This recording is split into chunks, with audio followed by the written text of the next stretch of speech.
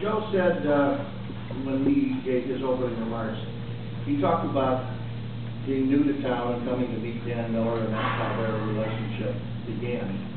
And I think as I look around the room, seeing a lot of reporters and people from the journalism community who are of a similar age or somewhere between where Joe is and where I am, I think there are probably 15 or 20 others in the room who met Dan Miller early in their careers, and who Dan, after getting enthusiastic about what they're enthusiastic about, set them on a road for them to build their careers.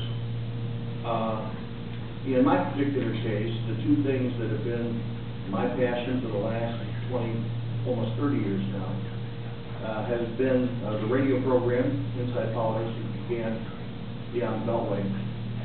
And the early days of when that program was syndicated, when we were looking for help and we were looking for sponsorship help, it was Dan Miller that kept that program on the air, alive and going, or it would have faded long ago.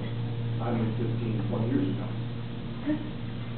It was Dan Miller who in August of 1982, as I was driving down for lunch with him, who I had just met after we had had a brief conversation, he liked this idea about this museum that I was trying to put together.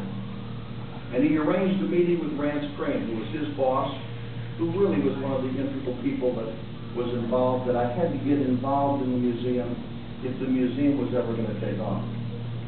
I'd gone for about 5 or 6 months of people patting me on the head and saying, good job, and no one went to their checkbook. Which is something I've learned also in the last 5 years. But Dan was going to set this lunch up.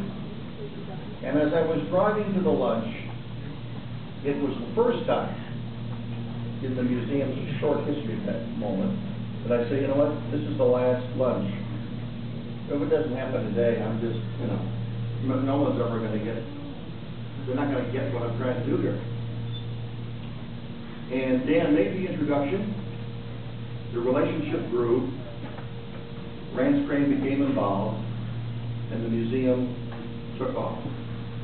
Had that lunch not taken place, had Dan Miller not encouraged me to go for that lunch, the Museum of Broadcast Communications would have never opened, ever.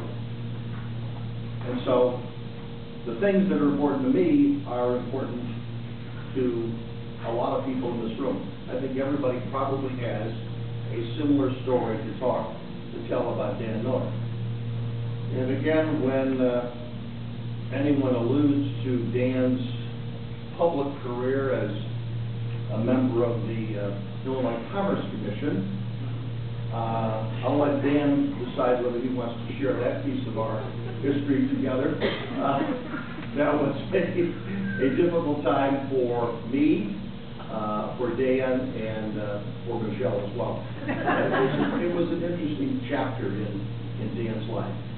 But again, the most important thing about Dan is, as I think about his qualities and that passion, that intellect, the ability to articulate ideas quickly and without wasted space and without wasted time.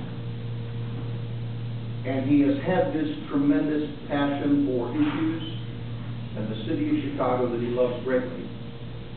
I would say, and this is perhaps another idea that Michelle will crown me after this event, not in a positive way.